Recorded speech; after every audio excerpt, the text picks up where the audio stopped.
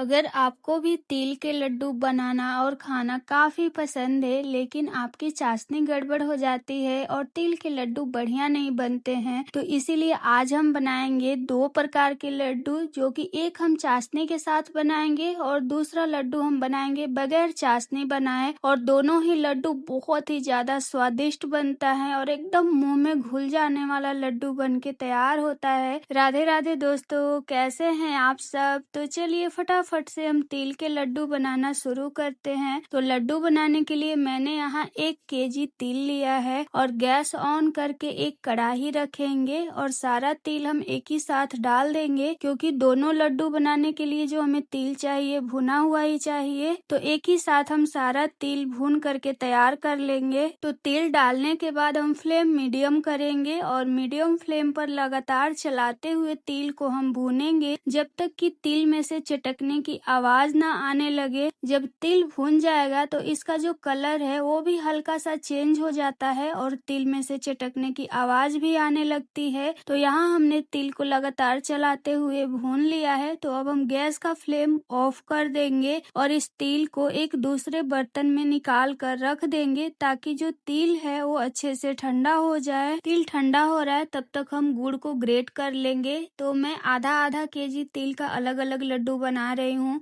तो जो पहला वाला लड्डू बनाना है वो बिना चाशनी के हम गुड़ को ग्रेट करके बनाएंगे।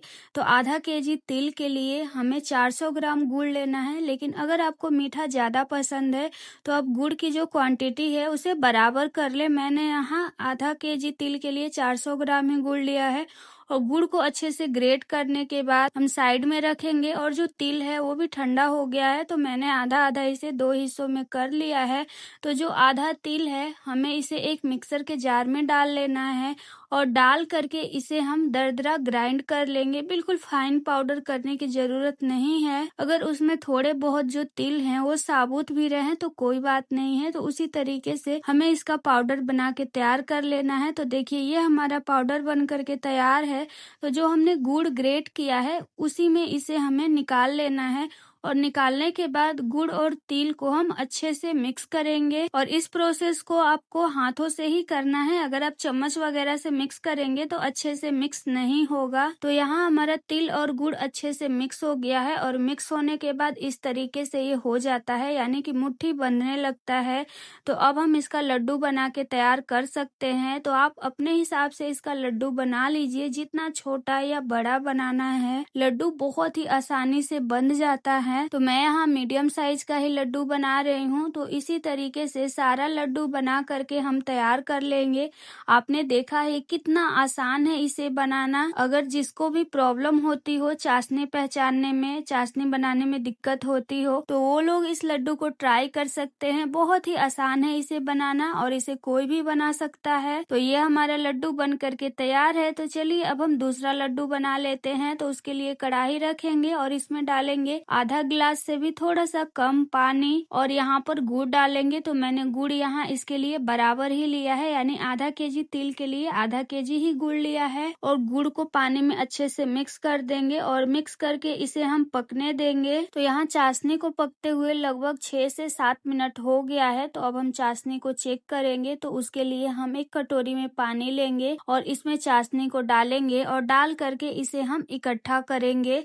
तो देखिए इस तरीके से इसका गोला टाइप का बनना चाहिए, यानी कि जो चाशनी है वो इकट्ठी हो जानी चाहिए। अगर चाशनी इस तरीके से इकट्ठा हो रहा है यानी कि हमारा चाशनी बन करके तैयार है। तो अब हम गैस का फ्लेम ऑफ कर देंगे और ऑफ करने के बाद फटाफट से हम इसमें सारा तिल डाल देंगे और तिल डालने के बाद हम इसे फटाफट मिक्स करेंगे। अभी आपको चाशनी ज्यादा लग रहा होगा, लेकिन चाशनी ज्यादा बिल्कुल भी नहीं है।